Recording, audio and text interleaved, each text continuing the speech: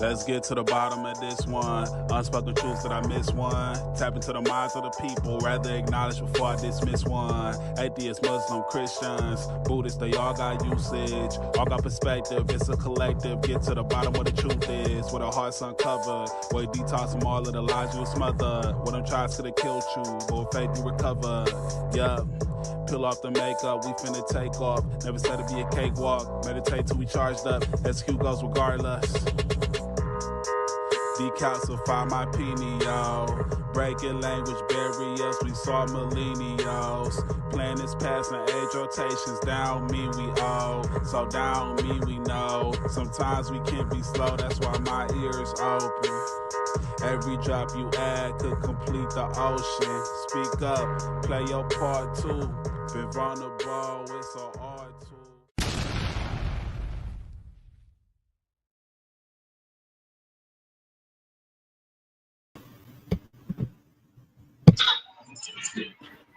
Hi, everybody. I'm Lizzie with Unspeakable Truth. We are the People's Podcast. And we have Henry. In the studio. Hi, guys. Peace and love, everyone. Peace and love, everyone. So, tonight we're going to talk about holding hands with demons. What does that mean to you? A lot. I held hands with demons my whole life, I suppose. And I guess a lot of that can stem from 137 and addiction. Because I do that. And I embraced it for a long time. And I guess we'll speak on that more as the podcast goes on, how I learned to see the fallacy. So, I like to go on to Facebook and find the link. Yeah. And then go to at my followers. So, all my people highlight it. So, see, I'm learning as I go. I'm no good with it. So that's what I like to do during the show. Is to go on to the show. I like to like it, Oh, that's what I was doing before now. and then I like to go at it. So all my followers can come on here. You get your phone in on it? Nope. Highlight. And then all my highlights are put to it. There's that different. Peace and love. You feel better? Oh my goodness. I'm here. I say that. It's over. I'm just going through the regaining my energy and weight back. Lost a lot of weight. How everybody doing? All is well. I'm doing amazing. Doing amazing. We are. This went a heck of a lot better this time. Cool. So tonight we want to talk about someone just sent us 1,000 stars. Get out of here, really? Thank you very much, Brian. Peace and love, Brian. And honestly, though, peace and Brian. To be honest with you, I appreciate the stars, but I don't receive them on Unseen Twisted Truth. So they won't come to me. They will just go back to Facebook. But just let you know, thank you. I appreciate the love. If you do want to send stars on live on my other page at Kimberly L. Vertigan or on Henry Schul's page. I don't know if he receives stars or not. I'm not sure yet. We got to figure that out. Yeah, we got to figure that out. It's been a lot. But I definitely cannot. But that's okay though. Thank you for the support, anyways. Then we'll go back to Facebook. We appreciate it. So, It's been a lot of work. Yeah, peace and love. So, anyways, SJF Graham, what do you think about the title "Holding Hands with Demons"? Say that last part you said again after you said what do I think about it? Holding hands with demons. Let's make sure our mics are up. Can you hear me? Yeah, I can hear you. Let me reread this real quick before I answer that question. Oh, okay. Holding hands with demons. Mm-hmm. That's what you said? Oh, okay. Yeah. Okay. For some reason it sounded a little blurry.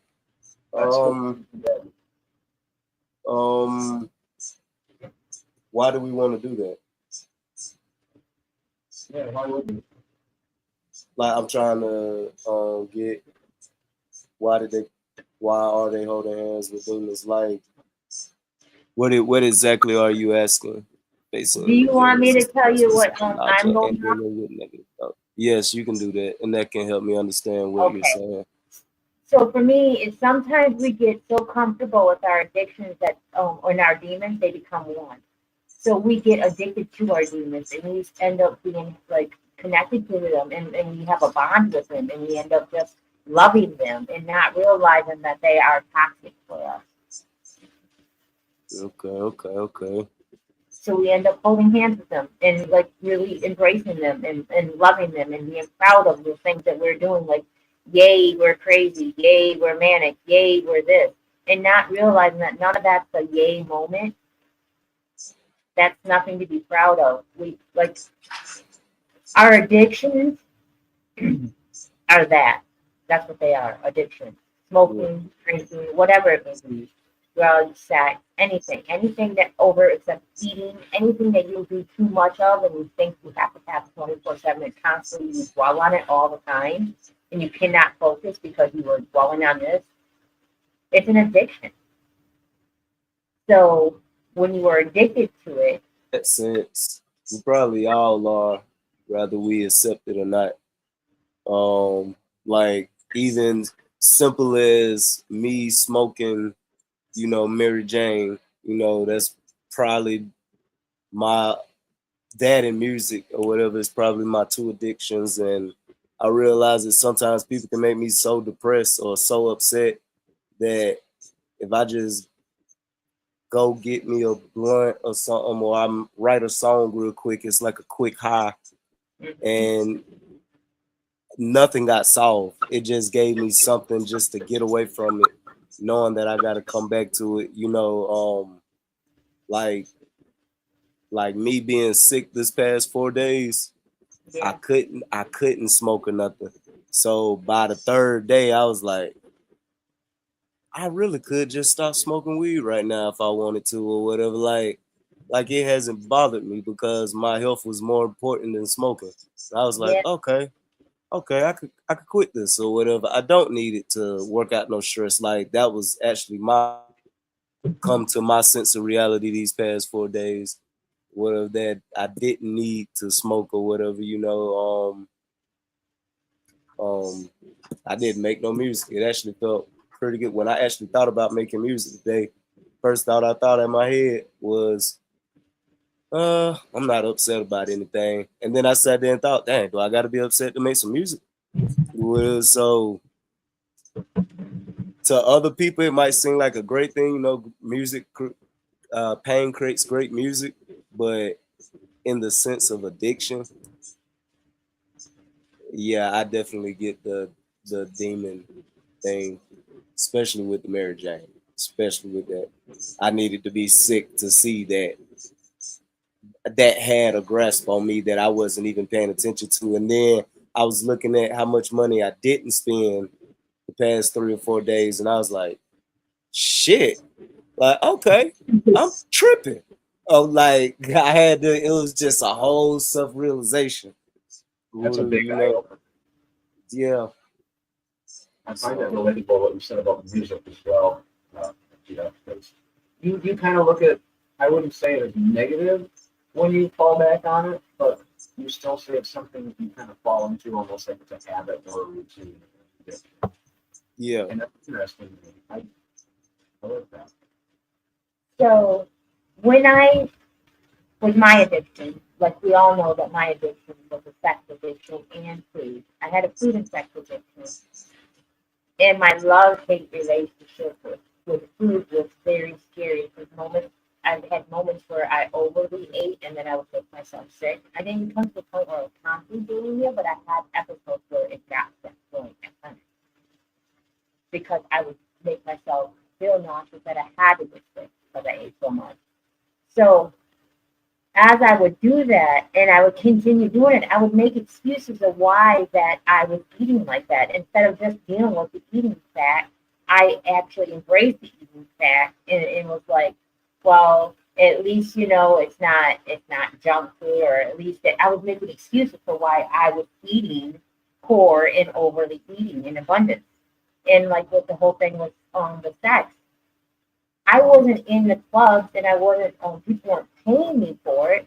But although I was not, I was not really very selective like I should have. Like my standards were really low. They should have been way higher. And I should have been, I should have been better with myself and chose myself over top of that. But yeah, that was the only time I felt love and wanted it and security and comfort and needed. And that was sad. It shouldn't have been that way, but I used that as a blanket, and I loved it. I loved the fact that I was good at it. I loved the fact that how the guys felt with it. I love the fact that the control I had from it, like I could tell people no, or I could say yes, or I could do this and do that. I loved all those things, and not realizing that that wasn't something to be proud of. You know, Henry did a story. Henry talked about a story one time where he was proud that he could drink somebody under the table. Oh, I could take Everclear, or the strongest liquors on the planet, and gargle it, like gasoline, whatever. And people used to kind of like love that with parties about it. And that's weird to be proud of. Oh yeah, I was like, yeah, I now drink it. But I couldn't. My liver couldn't. My liver, I was getting drunk up less than that. And I got to that point too because I was an enabler. So the gentleman that I was with was an alcoholic, and I have a competitive spirit almost, where I felt like there's no way he was going to outdrink me. I wasn't going to be the, oh, you're just a girl. How dare you? Can't put nothing back. You're just a girl. I've seen some 115-pound girls put down some Jack Daniels before. So I was making sure that wasn't going to happen, girl.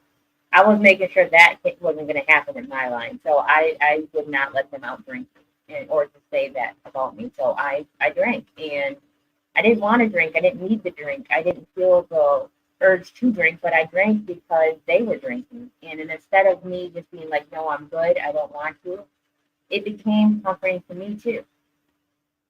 And that's in the people pleasing. I was addicted to people pleasing. So instead of me saying no, we're not going to spend $500 at the bar this weekend. I'm really working. I worked my ass off for this. We're going to put this, invest this, or put it in a bank and save it, or pay bills with it. I was like, okay, if that's what you want to do, we will do that. And I enjoyed it. I spent 9 years doing that miserably with fake love, thinking that I could show this person love because I love them more than they love themselves, and I could show them a real love without love. People pleasing is important. But I enjoyed my demons. I embraced my demons, and I became addicted to my demons without realizing that I had to remove my demons and deal with it.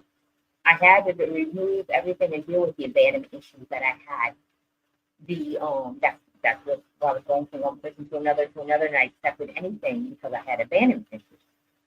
And instead of me realizing that and dealing with it, I comforted it and made excuse for it and say, well, he is a good guy and this and that and this, and it, we're not struggling and all this other stuff. I worked so much, like 100-something hours in a week. And I know it's extreme, but I did 16, 16, 16. I did like 3 or 4 16s in a row. And instead of me realizing that, I was killing myself to make somebody else happy and to appease somebody else,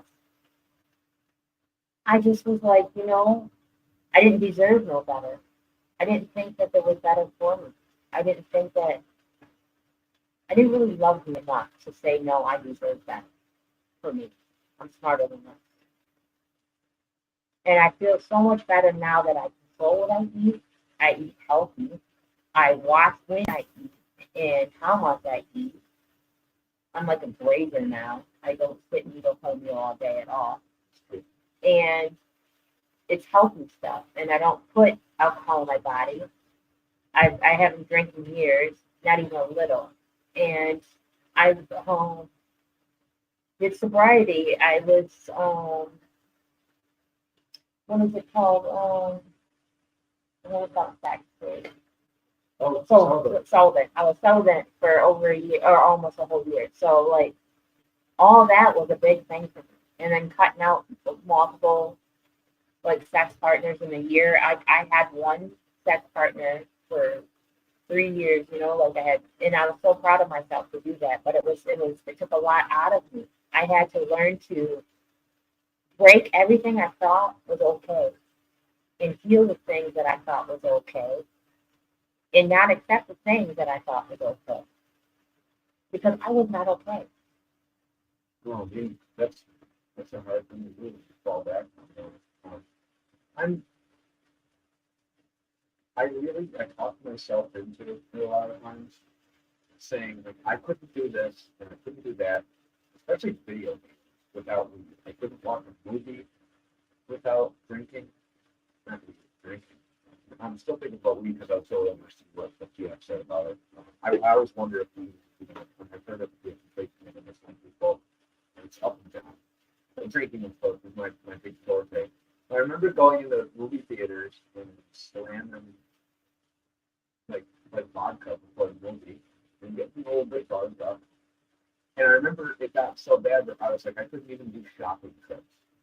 I had to hide my drinking from my significant other, so I would go into the bathroom at the theaters and I would chug down like 3 or 4 beers, 3 or 4, as fast as I could, like choking up in the output and then drink water out of the sink.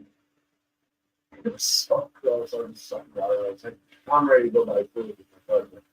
And it was crazy because when I got sober, I actually threw that single in the back of the truck or something like what he said would be out of the bathroom. And it was like releasing my demons. But it was scary. I was holding hands. I was walking from the bathroom and drinking down and hold hands on the inside walking around thinking that's how good to go. It's crazy, but I thought like I did it more than that. Just got to a point where I wasn't enjoying it anymore. I was just drinking until I was passing out and missing everything. Flat chunks of time. It sucked. I don't remember so much. I missed out on so much too from overly working because that was my way of making it acceptable was constantly working. And I missed out on so many parties, so big parties and the special moments that my son did and things like that because I was constantly working because I thought I had to in order to provide for the people that wanted. I had one time 9 people in my house and nothing working but me. So was it workaholism? Or was it people pleasing? So there's people pleasing induced workaholism. Yeah, because I couldn't tell them no at work. It's almost like addiction speed. Addiction like a river. And I couldn't tell them no. Because I'm people pleaser. Yeah. I want to make everybody happy. And the whole time I was miserable. And not once did anybody ask me if I was happy. And I was okay with being okay. Regardless of what it was doing to me. Like I was in such bad pain from my arthritis and everything else. And I didn't realize that I was just killing myself slowly. I want to thank the people hopping on, checking it out. I did some sharing today. Please comment anything about our topic here. If they're facing any kind of trouble or demons or if you know. So if you do know, please invite some of your knowledge. Which I feel like this podcast to keep the message going if there's a life after. You don't have to hold it. You honestly don't. Do you see now how the title fits SGF Graham? Yeah, I just had to hear where y'all mom was going with it to see where I needed to go. Yeah. Fair.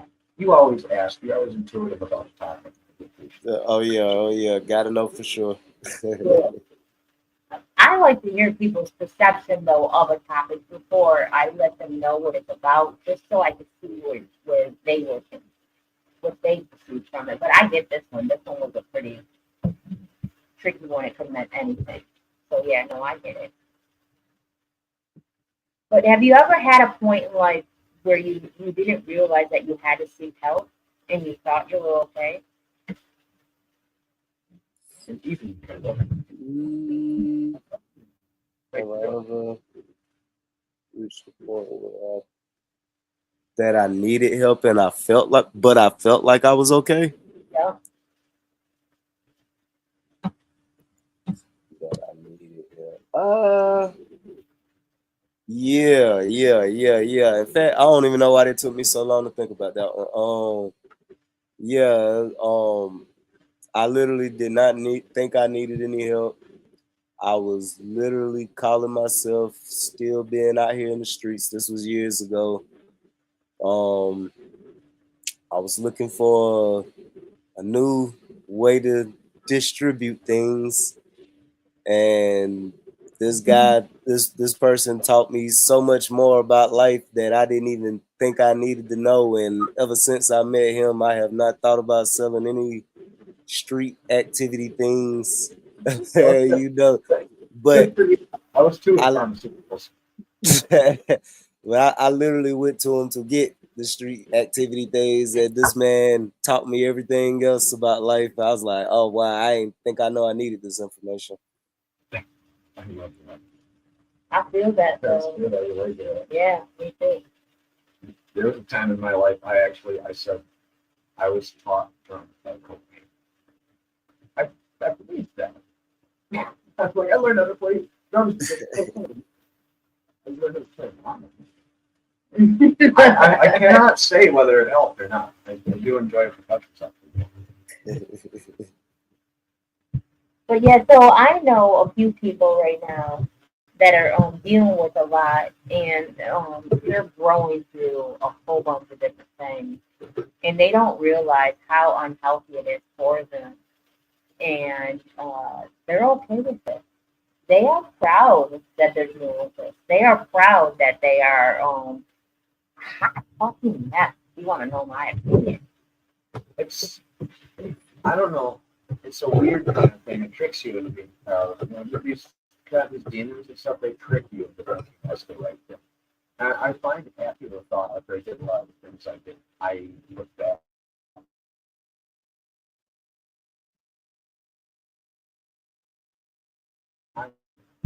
Yeah. Yeah. Well, Yeah. it tricks you. It does. It tricks you because you don't realize how much you have to change and do better for yourself.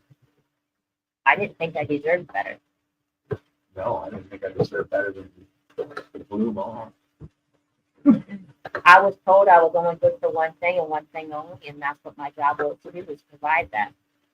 So I didn't know no better because I thought that was it. And that's a sad way to feel. It's a sad way to feel. Be being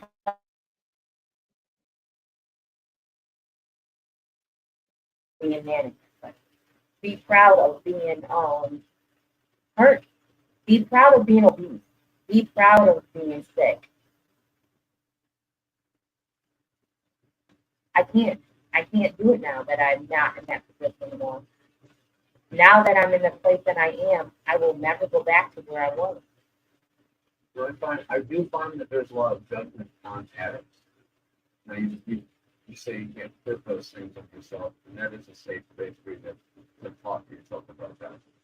I find that addicts get judged a lot, and that can be about whatever you're doing.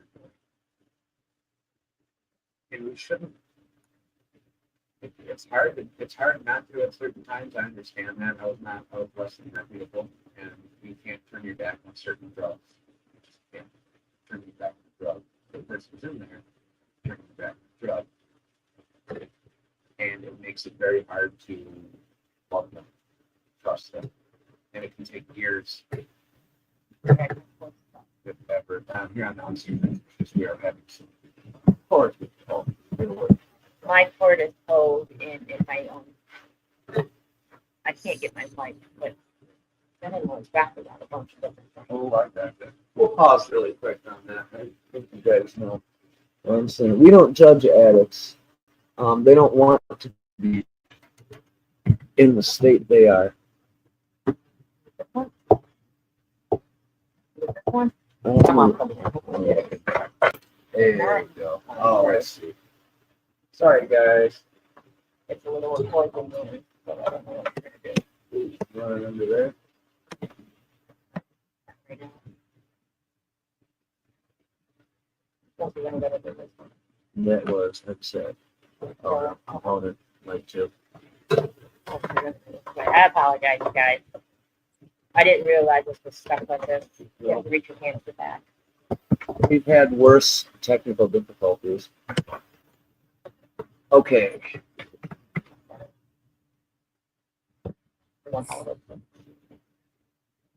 There we go. How we doing? Thank Check, you. check.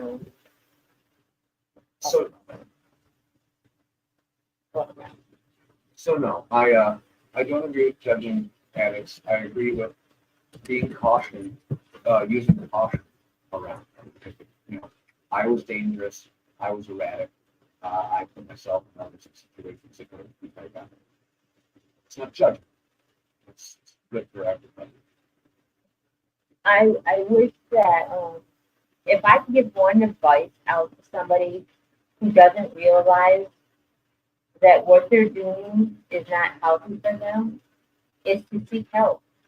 And if you are seeking help and you don't feel like it's benefiting you, then reach further out and seek more help from someone else. Don't give up. Don't give up seeking help because it's not okay to be not okay. Yeah, reaching out. I've went to people on the street and I've got some bad friends who's been like, hey, how are you? Instead of desperation. You know, not everyone's going to treat you like crap. You can speak up right complete strangers. Reach out to everybody. Maybe your kind of friend group isn't able to help you, or, you know, there's a whole world full of people out there. It's lonely and a type of thing, right? It's hard. It's hard out there for addicts. That's why I'm doing it. I didn't say nobody could understand what I was talking about. I don't think nobody could do it. SJ Graham, have you ever felt like nobody could relate to you? That nobody what? Could relate to you.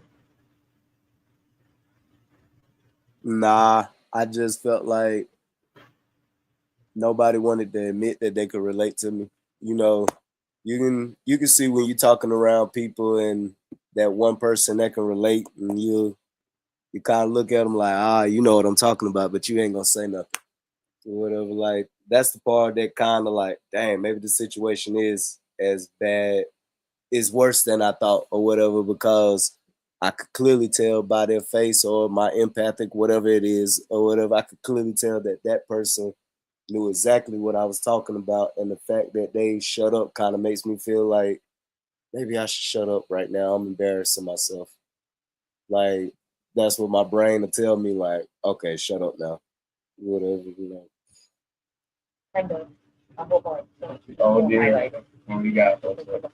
Oh, I can't really highlight this, but I'm going to read it off from Kindle. It says, when I realized I needed help, I was about 2 years ago. I was going through a suicidal phase of guilt and severe depression, to the point where my family members noticed I've been in a dark phase in my life, where I kept on refusing to take any kind of antidepressants. I got into bad arguments with my mood swings every 5 days, to the point where I was literally on watch with my friends. They had to take away anything that would trigger. The reason why I realized I was like that, it's the trauma of finding I gotta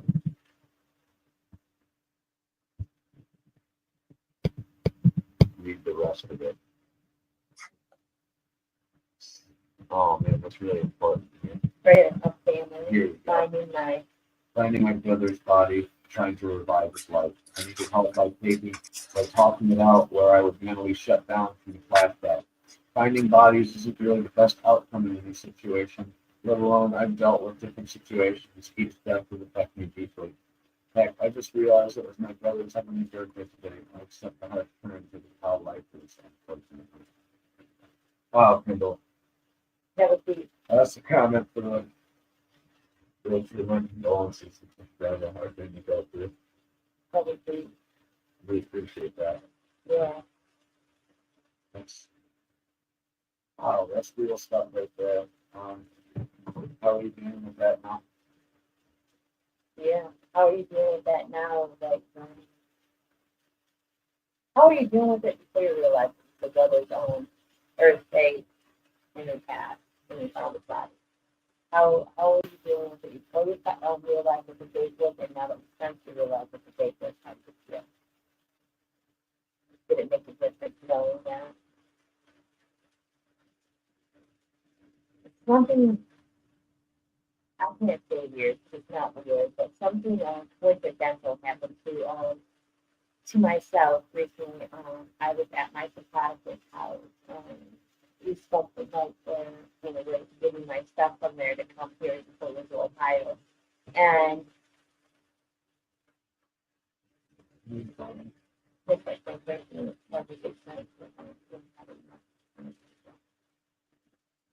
but anyhow, so a friend of mine, I call him friend, a really dope, amazing artist, he's a beautiful person, whose mom was on hospice,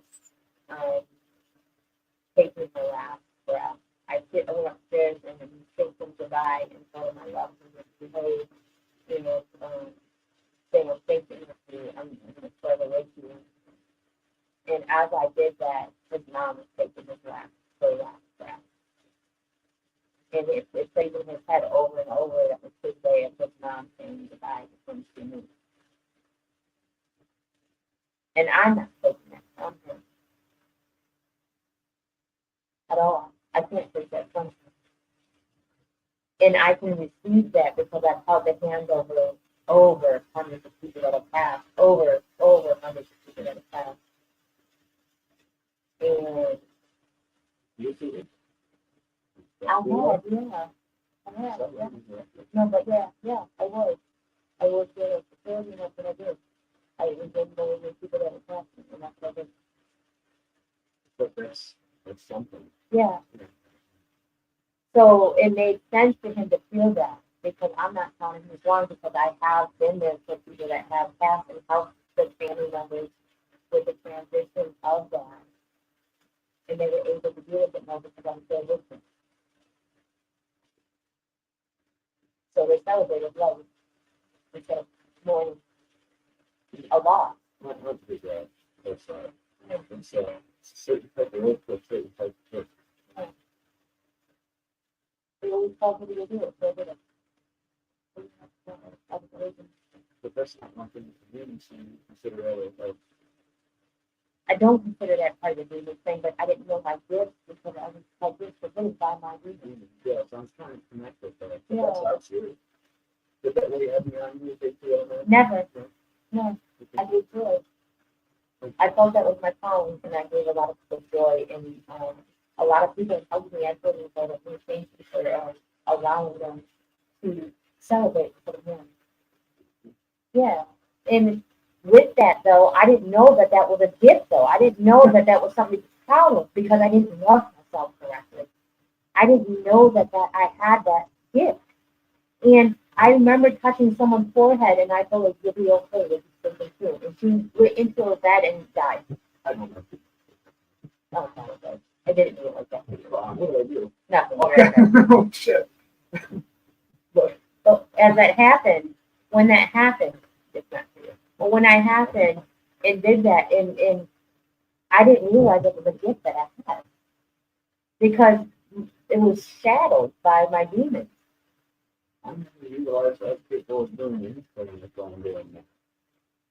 Did you realize your music touched people and saved people's lives because you're not focused on your music, you're focused on drinking? I knew music was absolutely the way my soul felt for the world. It's something I got to do, and it's something that was going to save me. And some of the biggest disappointments I ever had were drunk, playing a few games at the end, and just totally bombing, not getting anything right, and really relying on ugly jokes or something like that. It was bad performances, and I was really hurt by that.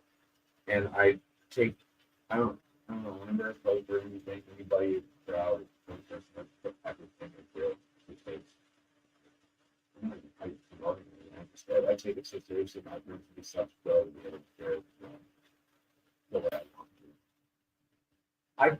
I haven't felt alive. I felt like I've been dead for years and I've only been alive for 7. I really do. I feel that. I don't even, I can't relate to the old. I was in bed with you. I was in the hot tub. It's terrible. It's crazy. I would never put a blindfold on and like peek out from under it and drive a big truck or something. And it's crazy through the road. There's no thinking. It's just scary as hell. It's couldn't believe though. I let demons take the wheel. Because that was a big thing that we tried. It's such a selfish act. And I don't think many people do it. I want to go out and get a family car. Oh. That's hard for the time. You learn. You need hard lessons. When I guess for the internet, I wonder if I could love you. Can you guys hear us still? Oh yeah, please let us know if I've been talking to dead air. I'm very sad. I don't think so. I checked my volume earlier, but I knew it was good. I'm going bad. And anyway, you said it is 2 days in the internet, so hopefully that's 10 days of it. Oh yeah. Okay? No, we can. Okay. That's so done. If I have to get up for that. Sorry, guys, I had to check that on my technical thing. It's not both. Oh, okay. Oh, first of all, Kendall, someone I was sounding a little better here. I turned my mic up set. Okay, there. Yes, no, but I do want to read your comment. I'm actually okay now. I'm healing on my terms. It's like a sting every so often when it comes in waves. I found music really did save me when I didn't know what to say or how to talk. I ended up being more creative. Going for daily walks, talking to trusted people, prayer has helped in many ways through worship or just self-reflecting. I'm writing now more than I had been. The guilt phase was when it should have been me. It was my inner voice of dark things, where I would just allow it to attack my mind with negative impacts. Where really my brother left 2 beautiful children behind as his legacy. And that's things. That's things like that too. I was really crushed with a pet that died, right? And I learned something after this pet died. That was an old comment. I turned the mic up. I learned after my pet died that why do they live so short? Why do they pass so fast? And they mean so much to us. It's because they leave a legacy on our hearts, They can't communicate like we do, but it's like they carve their imprint into us and form and shape our emotions. And I love that about them. It really made the passing of them feel a lot better. Because they're more than just that, the physical form. No, I could see that. Yeah, no. Because of my demons and because of everything that I grew throughout my life and how comfortable and holding hands with him I was, that my biological mom passed away and I didn't mourn her. I mourned the loss of my dog more than I did her because of, I don't think I was completely healed yet, because I think that I blamed her for a lot of things because I constantly searched for her. I constantly wanted a mother figure and I didn't have one, not properly at all. And so with that being said, I think that it was hard for me to lose my pet who didn't judge me, but yet I accepted the fact of loss of the parent that really never there for me. It helps to be healed. I really needed to get healed to mourn my mom because when she passed, I wilded out. I tried to self-tournament. I did a lot of that, and I really burned out hard. And now I'm able to process a lot of it. I really am. And that's saying something because she left such an absolute impact of negativity in my life that I had to reconcile inside. And that really taught me about how to feel about addicts. Because my mom was one of the worst ones I knew. She was so violent, unpredictable, and she loved it. And she really gaslit everybody into thinking. It was not thinking. That's crazy. Sometimes people can be real dangerous like that.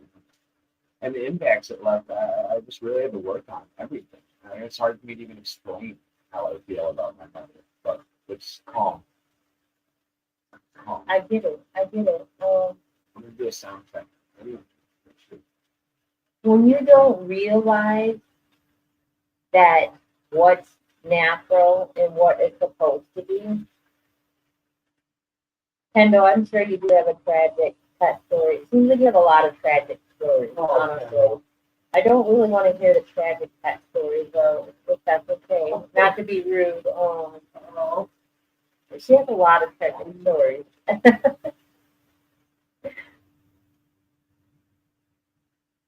I know someone that's dealing with a lot. I know a lot of people that are dealing with a lot right now. A lot of people dealing with a lot. And my friend too, who is dealing with the loss of his mom. He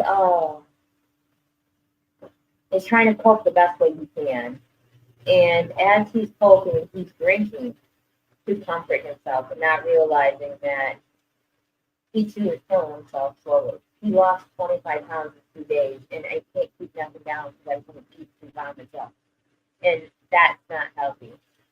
And instead of, I want him to go seek help, and I don't know if he will. I really want him to go seek help. And you can't tell someone when you go seek help because some people find it as an attack. I got told that I needed to heal, and that what I was doing was insanity. And I didn't realize what the definition, I guess, of that was because I took offense to that. And I thought that, I thought that the insanity moments that I had were okay. They're excusable. They were excusable because I was doing it controlled in my head, even though I was out of control. I felt I was doing control. I felt that I had this. I know what I'm doing. I don't need nobody tell me what to do. I don't need nobody tell me what I'm doing is wrong. What's that say? People don't understand it highlighted. Launch phone. Good day, y'all. Much love to everybody. And Kim sent two joints. Okay. I need those stuff. Thanks, Mom. Peace and love. That's it. Yeah. Yes. No, I mean, I like how demons will block for you because when people tell you need to quit the sacred thing because it's the most relatable, your go-to is you might even know you have a problem. And I don't, man. Yeah. This is how it goes a lot of the time. And it makes it impossible to get out of it. Like you drink, you don't realize you're making yourself worse by drinking things. To just cater to everybody who thinks like that. It's probably get about 10 minutes of actual good feeling for the alcohol. But everyone's different, maybe you drink every day. Maybe it's a couple of beers every day. I mean, there's a line between knowing and doing addiction. And that's confronting your demons about it. It's that awakening and realizing you don't need them. That's a really important part. It's scary though. It is scary. It is scary. You're scared to talk. the saying goes, I'm fine, everything is fine. And that's the sad part because that's not really okay. It's not okay. People say that the most people that are hurting and broken are the ones that say, I'm fine. Yeah. It's that meme, like where your house is on fire, the dog's sitting in the house on fire. Yeah, you're on fire. And you were pouring gasoline into the fire thinking you have to. Hurts. And you don't realize it. Like I said before, I thought I was always being attacked. I thought everything people said to me was an attack. I took everything personal as an attack without realizing it was people that loved me and cared, or they wouldn't be speaking to me. They wouldn't tell me what they thought if they didn't care. And instead of me listening and receiving, I thought they were attacking me, and I was fine. I got this. I don't need that. Sometimes that care can come off as an attack, though. You might get, if you're in deep addiction, you have things going on like that, people may come off as best. And they probably do intend to try and help you, but they could just be cut up about it. They can't take it anymore. Letting go of someone is really hard. Letting go of someone is hard, but never finding yourself is harder. Yeah. We know years back that you lost you. That's a bitch. Yeah, That's a bitch, yeah. yeah. Because there's so many years. 19. Yeah, that's only crazy. 19. Only 19. And that's years. crazy. There's so many times that I wish that I could rewrite things. I don't want to no more. It's not perspective. What? You know. It's on perspective. But what's on perspective? Yeah. I was asking because that I didn't know where you put that at. It's on perspective. What's on perspective? Please. Yeah. Elaborate a little more on that. There's a lot of times I walk around with a co-pilot on autopilot with no pilot. Yeah, I don't remember a lot of years, and it's okay because I don't think a lot of life and a lot of years in that. Kindle says for how people see you or how we're out of character. Kind of though. It's not really perspective when someone really cares and really honestly says, "What are you doing?"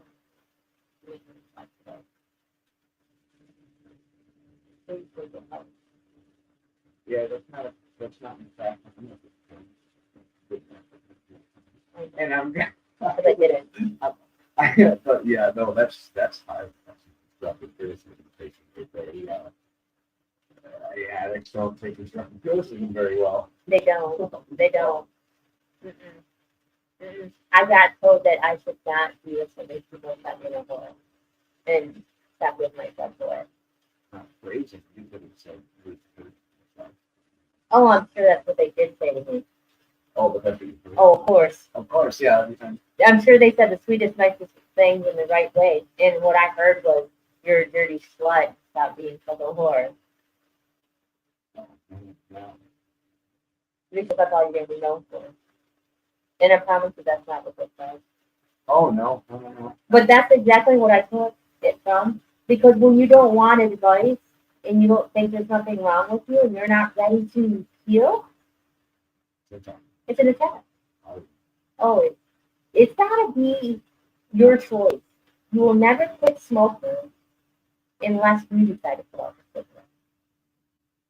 You will never quit drinking unless you quit drinking. Oh, you want to? No, you do. Okay. Sorry, it was freezing up and I couldn't understand, but it's working now. Oh, okay, good. I thought you wanted to jump on that one. No, thank you. Thank you, Miss Fred. I appreciate that. If y'all ever hear any technical stuff going on, podcast is hard. It is. So, Juan, can you relate to the fact of holding hands with demons? That was a rhetorical question because I feel you can, and I really would love to hear your opinion on that. Oh, it's probably my Wi-Fi, to be honest. But Just going on all the Wi-Fi's been weird. Video has been crazy. Shut it. Set right. Can I what? Can you relate to the fact that can you not relate? You know what the definition or what our title is of holding hands with humans. You know what I mean by that? What would your experience? You have an experience with it. Yes, you have any experience of holding hands with women. Can you relate to the title? And what's it look like for you? If you do. Yes. So tell me what it looks like. How does it look like to you for holding hands with women? Your opinion matters is very important. Extremely, especially for this topic. You don't realize though that you have a problem when you have a problem. I feel like I lived for a long time knowing I had a problem. Okay. Yes, I have, because I've used them to my advantage through a lot of ignorant choices. That sounds horrifying, familiar. And Kendall says, my answer would be no, it's allowing them to enter your life without realizing it. You gotta let them in, that's the thing. You gotta let them in, just like demons. You can't, any demon, even spirits, you can't, they won't take over your soul unless it's the truth. One says, I've done because they got me what I wanted, how I wanted, when I wanted. Oh, man, Oh, I can see that. that scares me, dude. That really scares But me. I get it. So that's like you pull it out of your head there. Yeah, no, I feel that. I felt that too. I felt that deep at home. Once they start bargaining with you. Yeah. But today I keep them locked up. I have to, or I lose, and that's not an option. Once again, pull that on. We Yeah. appreciate hearing that. Yeah. I need to hear that from other people. It's terrible, relatable when someone else speaks your thoughts. Because you know that, that shit is heavy. The landscape and spectrum of suffering, it's incredible to what people are going through. And you can always find that with the addicts and alcoholics, there is a level of suffering that is somewhat it's not coincidental, right? It just happened. We have patterns that we follow. It's not always the same. People don't see sex addiction as a bad addiction, but it is. I would cry at night because of what I allowed myself to do. Some people look at it as a positive. I know they do. I know. Don't bitch to me. But for me, I didn't. And I would cry at night because I didn't love myself correctly, and I allowed myself to water myself down so much that I did anything to fit in, and that wasn't right. I should have said no to a lot of people. I did too. It's not time wasting things. By the time I Yeah, it is. like wasting time with people. Yeah. Juan, of course, he says it's easy to fall in default mode, which is entertaining our natural mind, the demons, whatever you want to call it. But you gotta learn when and where, otherwise they'll consume you. And that's what triggers. Some people don't like saying, "Oh, it's not wrong to embrace them. It's what you do after that." Yeah. Yeah. So true. So true. Okay. Yeah, and that's what people ask me, am I triggered? I'm triggered by a lot of things. I'm not triggered to drink. I have no earthly desire in any cell in my body. That's not what I'm worried about with the relapse. It's thinking about it. It's having those same dark thoughts in my mind. Just the whispers of those demons in the back of my heart. So remember that. Feel it. We find out how it feels. Like if they make them now. Remember that gluten-free vodka? Who was that for? And it's stupid shit like that. Or then I get with the hair stands up thinking about how I almost died and woke up in pools of blood. Or the rapidly approaching grill of a truck with the hair horn blaring. That's ridiculous. So Kendall asked, is it with the manifesting with your mind physically or the actual spiritual warfare, Juan? Juan said, there's a spiritual warfare. If we feed into that, manifestation is powerful. Very powerful. I used to say, every time I spoke good things about my relationship, it would go bad. Now, the relationship didn't change because I spoke good things about it. But yet me speaking that directed it to that manner. We do a whole podcast on this manifestation. We could. Okay, like I thought materializing.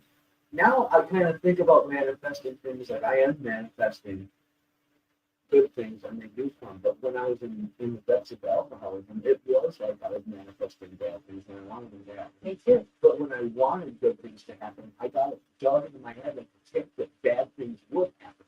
So then there's a third window open, manifesting bad things off of my good thoughts. Yeah. Wow, that's crazy, right? Pathways. We need to talk about that That's because good. that's exactly what somebody's going through right now.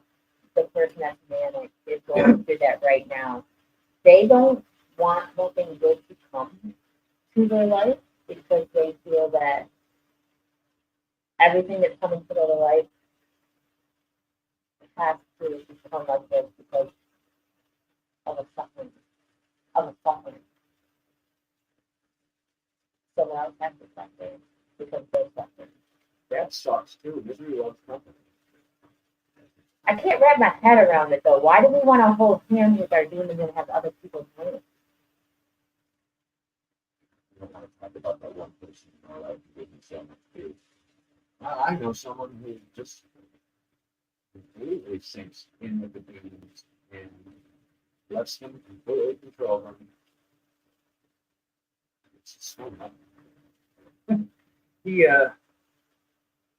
It's crazy because he lived with alcoholics and he never drank except for social. And he just acts like an alcoholic.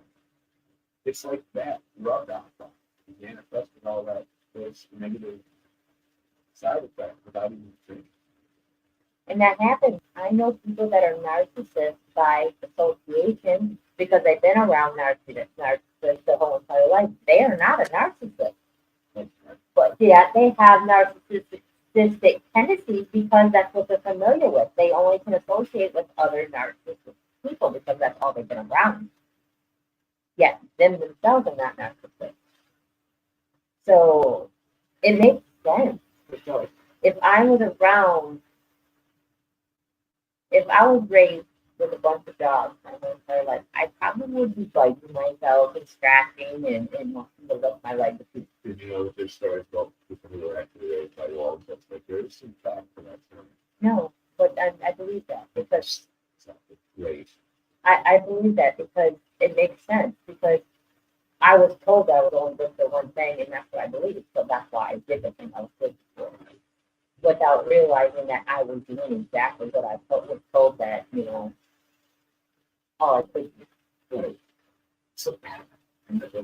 You don't respect yourself. And it sucks. And now I'm at the point, you're at the point where I'm sitting here and you're talking about the sex addict stuff and I'm off camera. I'm like, I have to speak close to you while you're talking about sex addict stuff. It's just, I respect that. Yeah. I respect the hell out of that when you're talking about it. And I'm joking about it. But Yeah. I don't joke. And I'm okay with it because I'm a controlled addict. So I'm able to joke about it because who I was then is not who I am now. And because of who I was then does not define me. I'm proud of everything in this case. I will do it all over again until I got going into that. I love this stuff. Sometimes people give me shit for the way I look, but let me tell you, the way I look is me kicking the shit out of the thing. Yeah. Living in your own life, and that's what we always talk about. You have to do it. You have to live in your own life. You got gut instincts. You got feelings. You got this inner monologue, something like dialogue, maybe some stuff. You got that inside you. You got to listen to it. Your rhythm is beating with the universe. If you're off that beat, you notice it.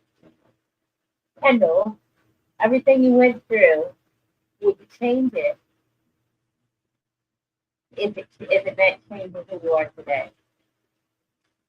You too, Juan. Would you take different paths and different choices if it meant you would be who you are right now? I'm proud of you, though. I just want you to know that, Juan. Every time a wall is thrown at you, a brick is thrown at you, and it's meant to build a wall with it, you end up building a window. I want you to know that. Every time a brick is thrown at you. Instead of building a wall, you build a window. And I'm proud of you for that. You may not see that, but just know that. I see it.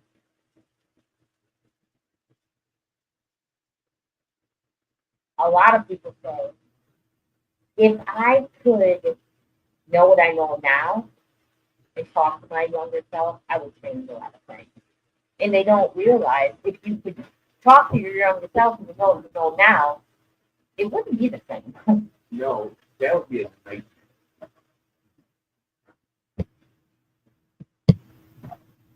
I can't say what it would be. I can't say what would be. I focus on today's time. Yeah. No, that's perfect. I like that. What if I think? What is our David? But I wouldn't change nothing because I wouldn't have my strength. See? And I'm proud of you. When I first met you, so many things I said to you were triggers. And I embraced that. And you taught me so many things. I'm proud of you. I love you. So much. Yeah, I'm proud of you. Kendall says I wouldn't change anything. It's everlasting learning. Yeah, education. Yeah, for sure. For sure. For sure. You don't feel stupid. Education is never finished. For sure. You know, like to know everything, and that's why that sucks that we get born. Not like someone said, "Hey, look at this. Here you go. You're going to learn a lot of things." You know, it's What if, though? I've heard this. oh, gee, Yeah, because I've heard this. You can confuse your mother, father, best friend, enemy, all those people that have catched you, people that have hurt you, people that have helped you grow. You chose all that before you came here. So your addiction, you chose every single heartache and triumph. Because you had so many different paths laid out in front of you, and that's the choice you chose with this road that you're on today. Yeah, so you're getting a character select screen with a video game at the beginning of your life. How would you deal with that? I have a hard time getting the video game points. Yet, when you have this choice, though, you also see the outcome too. You get to see the outcome of every one of your choices. So you saw the whole life plan on every single different choice, and you chose this one that you're living in right now. I believe. You think so? I think so. Well, being that I feel as damn good as I do right now, it makes it feel better about it. It's something I think about. And the reason why is because the lessons that we've learned. We would have learned those lessons if we didn't put up with that. Yeah, that's like I said, if you could go back with all the knowledge Yeah. you have now, you'd change everything about yourself. You'd be disgusted. Yeah. You'd be disgusted. SGF Grant says, yeah, I have accepted my life journey, but if I could go back 10, 12 years knowing what I know now, yes, I would change. I appreciate that you gave a counterpoint to what we were saying, too. That's And I appreciate the fact you were honest with it. yeah, it's been you. Yeah. Or whatever we thought we have. It's not really identifies as human for sure. But yeah, that's what would you change? Is there any specifics? I don't, I can't wrap my head around being able to change and feel no things because you wouldn't be the same person. I just know now what I will not do again. I promise you, I will never, ever, ever, ever be that person again. I will never be the me of 5 minutes ago. Would you change anything? Never. Not one thing. Not one thing. I love me some me. I And did. I love being here with you. I love being here with Danny.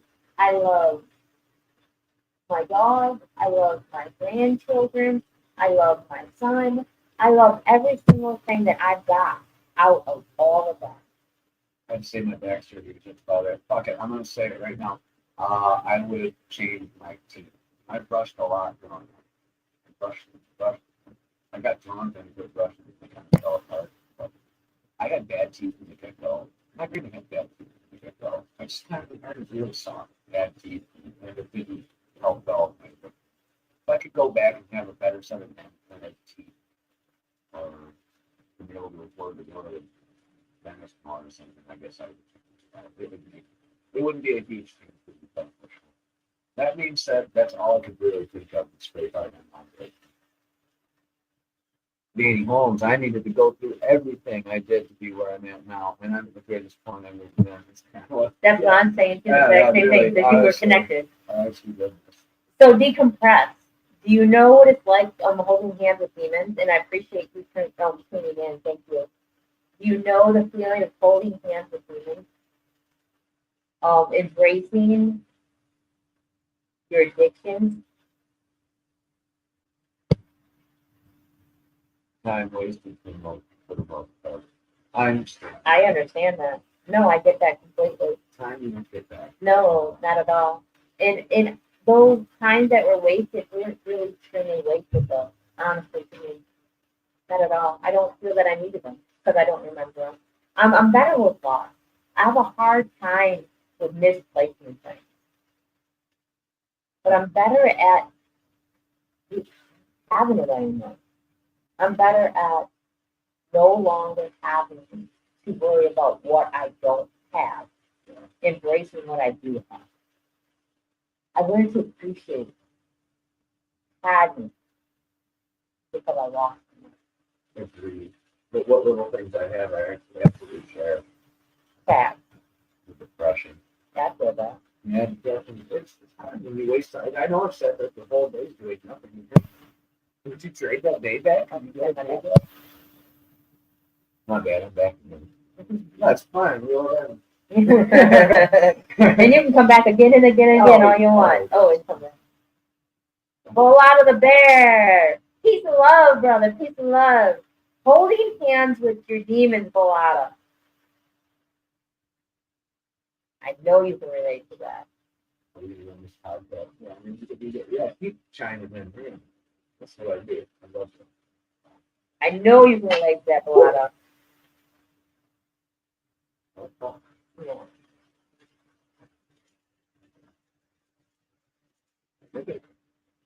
Tara Mitchell. Do you know what it's like holding hands with your demons?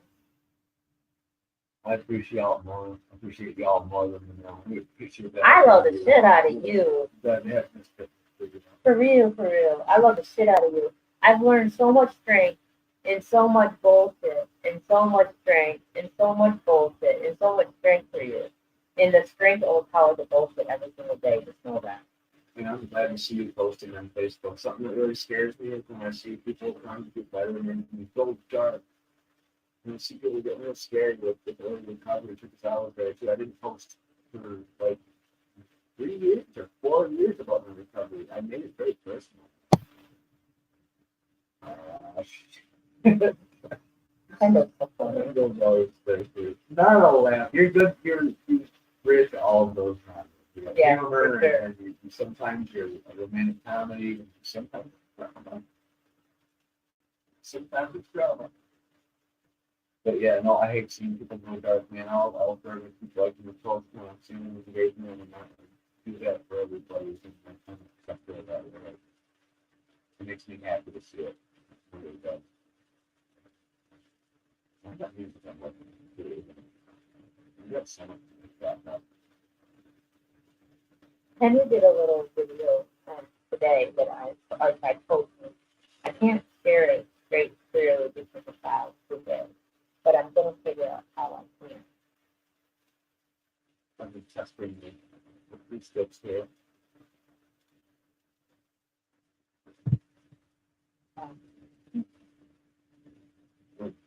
Really, no. You know, opening the apartment. So, anyways, if I'm going to leave a positive message with dealing with your own humans, is it's okay to have them when you need them. It's okay to release them when you no longer do. And allow them to disappear. You know, the demons are a negative thing, right? And I don't think if you live on this particular sphere, that time, you're going to avoid them. I think you're going to find that they will be knocking at your door. They will be present. There will be eyes. You will be seeing them, hearing the language coming in your ears, all types and all sides. And it's okay to recognize them. It's not okay to let them grip a hold of you and start sinking their claws into you, which they will do. You might not have avoided that. It might be in the depth of addiction or something like that, but you still those two they're just different. But I don't particularly like the word demon because it's so multi-use. But pay attention to them, and you can learn to live alongside them. Like the many powers. That. Oh. That. It's not okay just being okay. Especially when you can be great. Mm-hmm. So, And it's okay to be not okay. and it's okay to not be okay. Honestly, I guess, doesn't mean nothing's wrong with it. Doesn't mean that you're a bad person. When you're suffering and you're dealing with things and stuff, it doesn't make you a bad individual. It doesn't make you not worthy of love, not worthy of seeing yourself and expecting yourself in a better life. Yet, it's going to be better once you do start loving yourself correctly. It's going to feel different. It's going to feel different when you start seeing yourself in a different light. SGF Graham, leave us with some words of advice. But Jeff Grant says, embrace it, go through it, but don't live it. There you go. Beautiful. Kendall, leave us with something. One, what is your advice for someone dealing with something right now?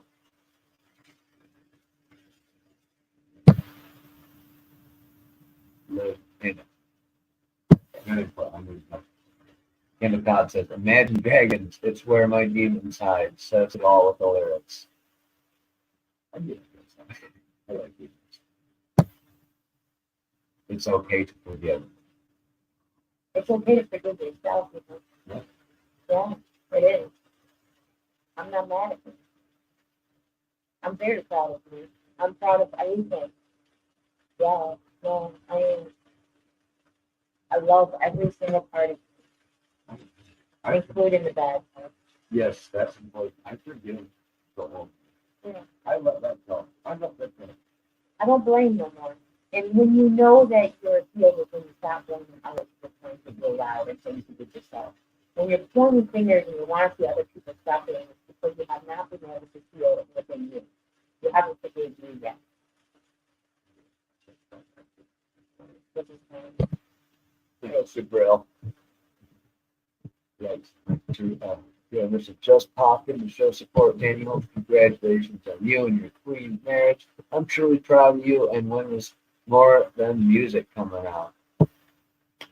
Oh. Yeah.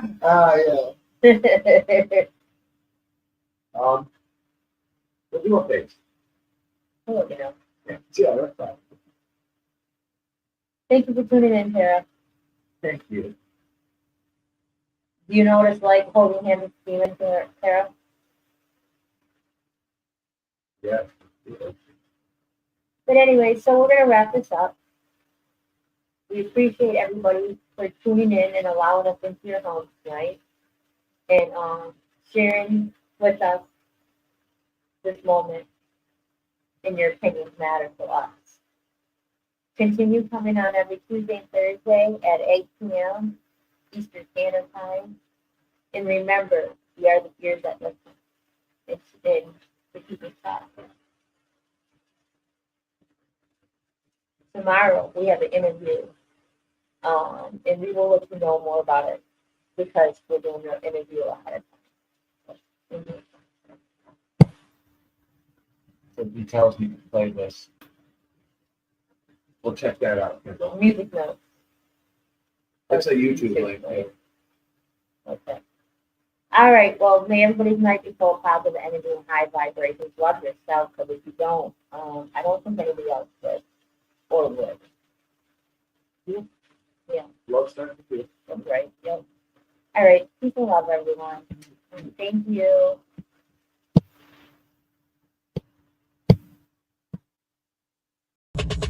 Let's get to the bottom of this one. Unspoken truths that I miss one. Tap into the minds of the people, rather acknowledge before I dismiss one. Atheists, Muslim, Christians, Buddhists, they all got usage. All got perspective, it's a collective. Get to the bottom where the truth is, where the heart's uncovered. Where you detox from all of the lies you smothered. When them tries could have killed you, but with faith you recover. Yup. Peel off the makeup, we finna take off. Never said it'd be a cakewalk. Meditate till we charged up. Execute goes regardless. Decalcify my pineal. Breaking language barriers, we saw millennials. Planets passing age rotations, down me we owe. So down me we know. Sometimes we can be slow, that's why my ears open. Every drop you add could complete the ocean. Speak up, play your part too. Been vulnerable, it's so